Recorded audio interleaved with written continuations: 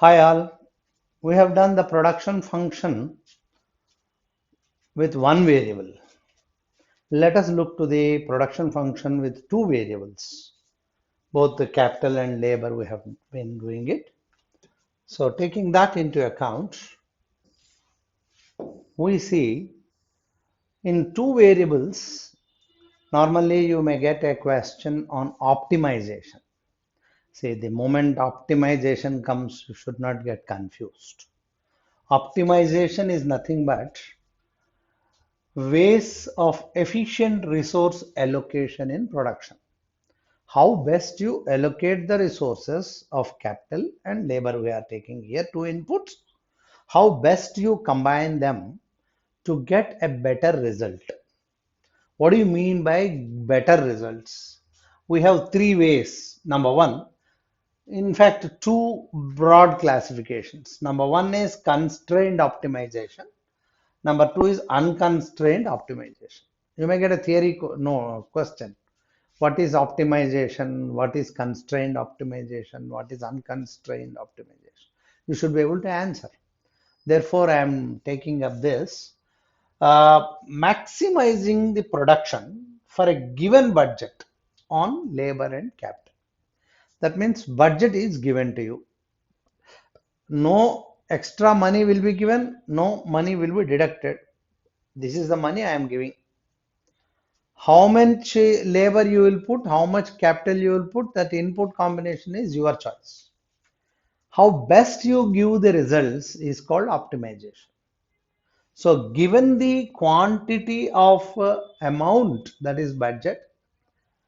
Number two, minimize the budget on labor and capital for a specified rate of output. In the second combination, what I do is, I would say I want 120 units.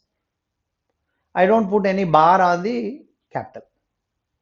I don't put any bar on the budget. How many units of labor, how many units of capital you put is your choice. So you should be able to bring out the best allocation. How do you efficiently allocate the resources like capital and labor units so that you get best results? You have to find out. This is the second optimization.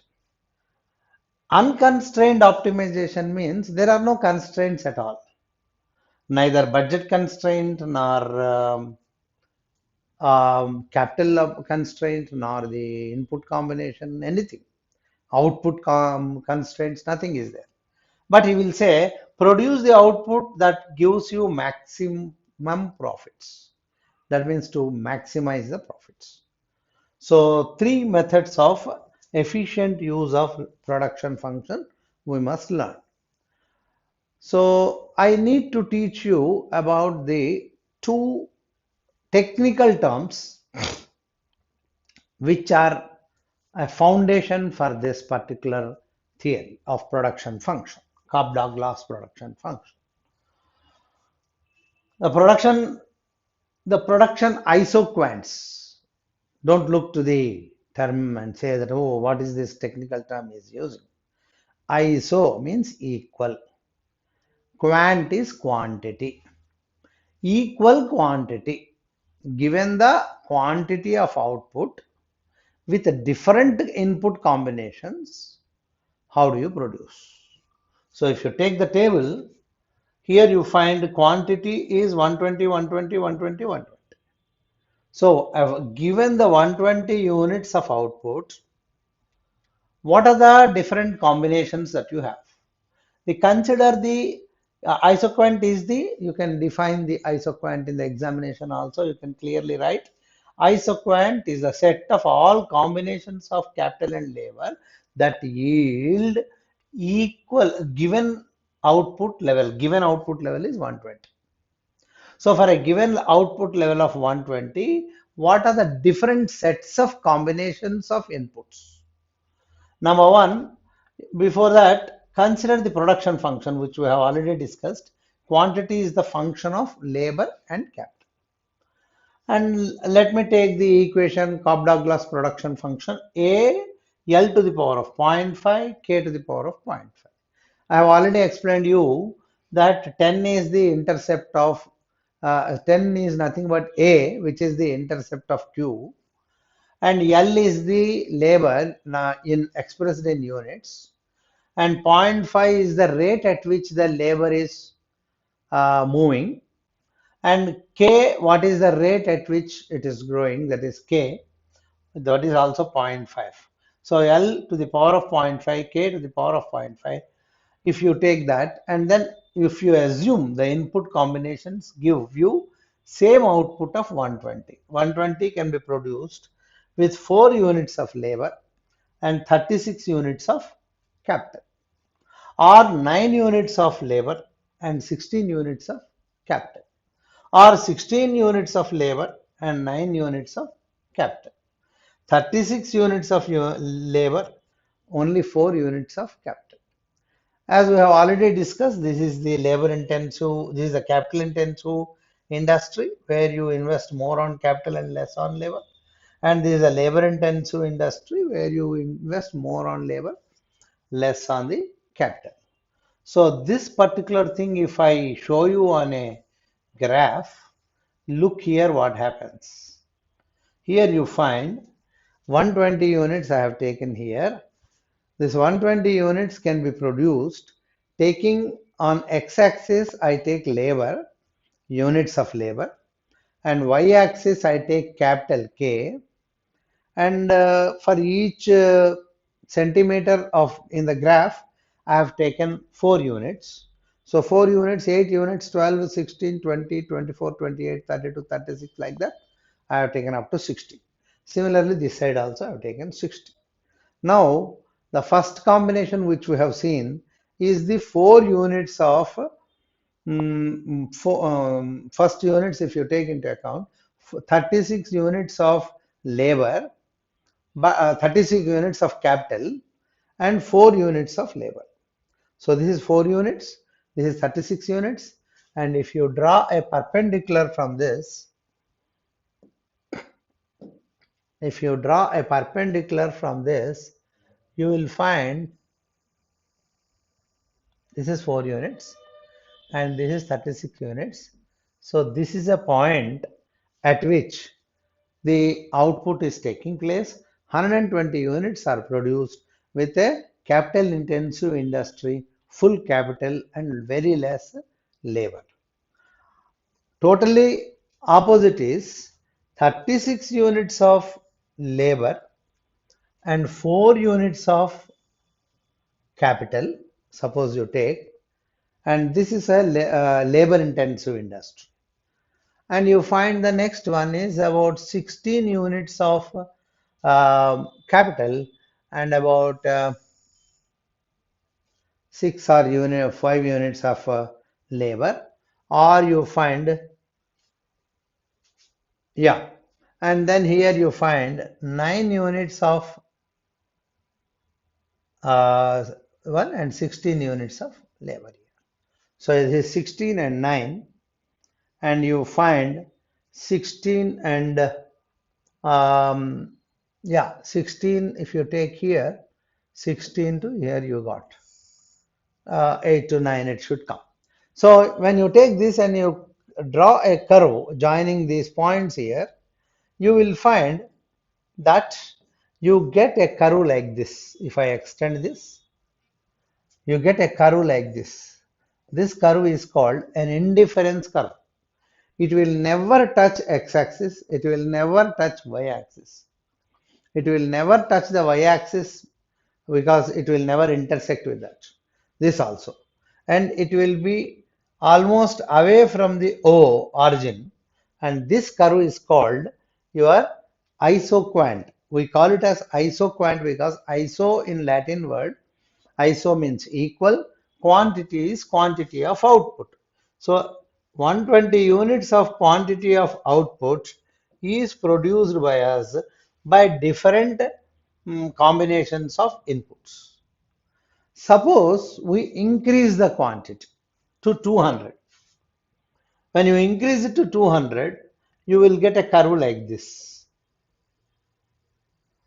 That means here again, if you have 1, 2, 3, 4, These points, if you take, you will get different combinations like 36 there and 12 here, and you find second one is 16 here and 22 there, and 22 here, and between 16 and 15 is there, and here you find 36, and here you find about 9. So like that you got. Another curve also can be drawn like this with 300. So this is for 200 units, this is for 300 units. If you increase the quantity of output, the curve will be moving upper and upper, but the shape of the curve will be same. The shape of the curve will be always like an indifference curve. So this is called isoquant curves for different quantities. And if you join the middle points here, you will get this point 1, point 2, point 3, point 4 like that. This is called expansion path. That means you can expand the quantity output with this expansion path. This is called isoquant. I hope I am clear to you. So this I have taken actuals, therefore I didn't get the smooth curve. You can draw smooth curve over and above this. This completes the isoquant production. Now let me interpret this. What do you mean by this? The slope of the curve isoquant shows the rate at which one input can be substituted for other. We have seen that the 4 units of output you find and 16 units of capital, or 16 units of capital with 4 units. So you can substitute, that is the first point, such that level of output remains constant. This slope is referred to as marginal rate of technical substitution, MRTS, marginal rate of technical substitution. These are technical term you must understand. We have seen what it is. Example I am giving. CDE in the 120 units of isoquants in the above figure, moving from C to D involves substituting one additional unit of labor with 2 units of capital. That is the marginal rate of substitution of labor for capital. It is 16 is to 9 or 9 is to 16. That is how you can look into it. From the point of E, as a similar relationship can be observed. I have already shown you that this is CDE. If you take C to D, how it is moving, as you increase the labor inputs, the capital input that you can have will come down. So that is the marginal rate of substitution. So it can be shown that the slope of isoquant MRTS is equal to the negative ratio of the marginal productivity by marginal productivity of labor divided by marginal productivity of capital, which we have already discussed in 1 unit, marginal product of labor, marginal product of capital. So the what ratio it is coming? One is negative, it will be a negative ratio because it is falling, curve falls. And then comes the concept of isocost. I just introduced the isocost concepts here, and we will see in detail in another next class. Isoquant is a physical relationship that denotes the different ways to produce a given rate of outputs. That is what we have seen. Isoquant will tell you how much quantity of output can be produced by different input combinations. It's purely technical, it is your engineering concept. But when it comes to the next step towards this is optimal combination of capital and labor is to add the information of the cost of those inputs. See, if the wage rate and rate of interest in the capital or rate of dividend available in the market, if you take rate and W, R and W, then your cost curve will be full. So you need to take those two. Optimal combination of capital and labor is to add inputs. This cost information is introduced by a function called production iso cost. And given the per unit of prices of capital, and it is small r, And labor W, the total expenditure I am calling it as C subscripts 0. That is total expenditure, CO cost. On capital and labor, capital we are calling it as K, labor as L. So CO is equal to R into K plus W into L. Number of units of capital multiplied by rate of capital. Number of units of labor multiplied by wage rate. Total budget cost will come to you. This is the total budget cost. It's just like your costing concept. So taking this into account, I will take an example. Suppose the rate of interest is 3%. See, 3% is very less in India, but 3% is quite acceptable in America. And wage rate is 2, let us say. Then the combinations of 10 units of capital and 5 units of labor will cost you $40. Let me explain this. $40 is the total budget. 3 is the rate of interest. Therefore, 10 units can be employed. 3 into 10 is 30. 2 into 5 is 10. Here it is plus, not is equal to, sorry. Yeah, this is plus, not is equal to. So when you add these two, you will get the 40. So for any given cost of expenditure, the ISO cost line defines all combinations of capital and labor inputs that can be purchased for given cost. Then you find that, yeah, same equation you just mathematically all of you know very well. You can, same equation, I brought the K that side and CO this side. And then it will be K is equal to cost divided by rate minus W by R into L. If you multiply this, you will get same equation. Suppose you take the equation for straight line where CO by R is the vertical intercept minus W by R, because it is minus. Minus means curve will fall. Minus W by R is the slope.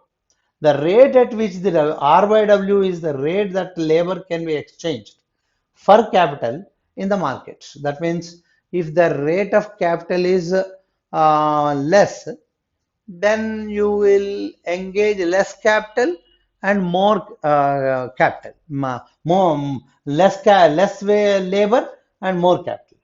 If the rate of interest is high, less capital and more labor. That's how you substitute one after the other. Then you find 1 unit of labor capital can be traded for 1.5 units of labor, or unit of labor can be traded by 2/3, either this way or that way you can explain. Using the data from the preceding example, W is equal to 2, R is equal to 3, and total cost is 4, and you find ISO cost line becomes 40 is equal to 3K plus 2L. Solve it for K, it will be 13.3 minus 16.7L. This is how you have to find out. So this will give you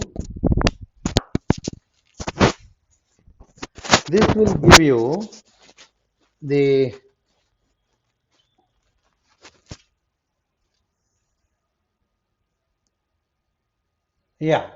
this information is shown as the $40 ISO cost line in figure 2.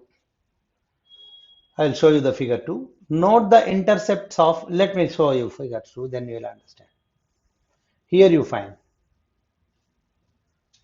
this is budget 1, budget 2, budget 3. Our original budget is this 40 cost, 40 is the total budget cost.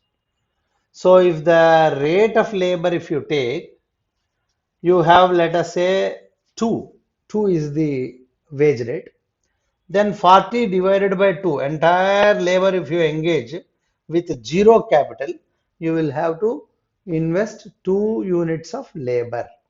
40 divided by 2 will be 20. If you don't invest anything on the labor and 100% capital, if you do it, it will be 40 divided by 3, that comes to 13.33. So this is a myth, this is a myth. Actually, it lies in between these two. So when you draw from a straight line from there, this line is called budget line. And this budget line is the maximum that you can spend, $40. Suppose your boss gives you more money, then instead of $40, he is giving $50. Then the curve shifts from left to right. That means move upside, and you will have a curve like this. And if you have lesser budget, you have to reduce 40 to 30 here. And concept is same. If you divide 50 divided by 3 is 16.7. 50 divided by 2 is 25. Similarly, 30 divided by 2 is 15. 30 divided by 3 is 10. So these are the intercepting points that are very important to draw a curve. You will get the budget. So we have learned about production cost, that is isoquants, and we have also learned the concept of iso cost. Then if I just whatever I have said just now is interpreted here, that is 40 iso cost in figure 2. Note that the intercept points in the capital and labor and x and y axis, if all the 40 is spent on 13.3 units, can be purchased. If you invest entire thing on labor, 20 units only can be obtained. And the equation also gives you like that. Note that the intercept term on capital axis has increased. Its slope from minus 2.3 remains same, because same thing what I have explained to you with 16.7 and 0, 0, 25, 30, 40, 50 are the capital figures. So this is what we should know iso cost. I have explained you iso quant and iso cost. Thank you. We'll stop here.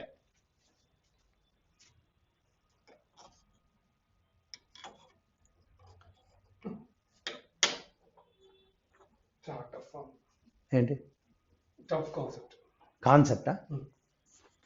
ఏం లేదు sir, కష్టం అంటే ఎకనామిక్స్లో ఉన్న వాటిలో ఇది కష్టమే, కష్టం. కానీ ఇది బేసిస్. ఇప్పుడు ఇంత లేదు అందులో, అందులో వాడు ఏం చేశాడు, గీతకి చేశాడు. ఇది ఐసో కాస్ట్ అన్న, ఐసో పాయింట్ అన్నాడు, ఇదేమో ఐసో కాస్ట్. నేను తగ్గించా కావాలని, అంటే ఇంకా నేను డీటెయిల్గా పోతే నాలుగు లెక్చర్లు అవుతాయి, అవసరం లేదనిపించింది. లేదు లేదు, తాగేస్తారు, ఇంకో 4 ఉన్నాయి, 4 స్లైడ్స్ ఉన్నాయి అంతే. యా, ఇదిగోండి, changes in the input, changes in the output, కథం అంతే. అసలు దీంతోనే లాగేసి ఉండొచ్చు. ఏది ఇక్కడే, ఎక్కడ ఇక్కడే ఐసోక్వాంట్స్ ఐసోక్వాంట్ రెండు చెప్పా. ఐసోక్వాంట్ ఐసోక్వాస్ట్ కాన్సెప్ట్స్ చెప్పా. ఈ ఐసోక్వాంట్లో ఆర్ మారితే ఎలా ఉంటుంది, డబ్ల్యూ మారితే ఎలా ఉంటుందో చెప్తా. క్లోజ్. దాంతో ఐసోకాస్ట్ పూర్తిగా అయిపోతుంది. 5 to 10 minutes మ్యాక్సిమం. ఓ మెడ పెట్టాలిగా మీరు.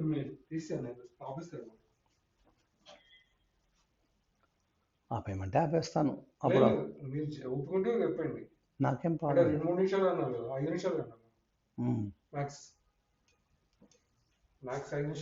5 to 10, 5 ఇక్కడి నుంచి మొదలు పెట్టాలి. మీరు అది స్లైడ్ చూపిస్తున్నప్పుడు కొద్దిగా పక్కకి వెళ్ళిపోయినా మొహం కడప చేయి కనపడుతుంది సార్. ఓకే, అందుకని అక్కడ కనపడట్లేదు. ఓహో, అదే మీరు ఇక్కడ కదలద్దన్నారు, నేను ఇక్కడ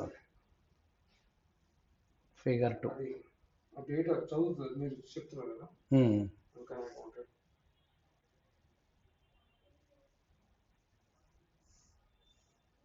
అక్కడ ఏమిటో గేదెలు వస్తున్నాయి.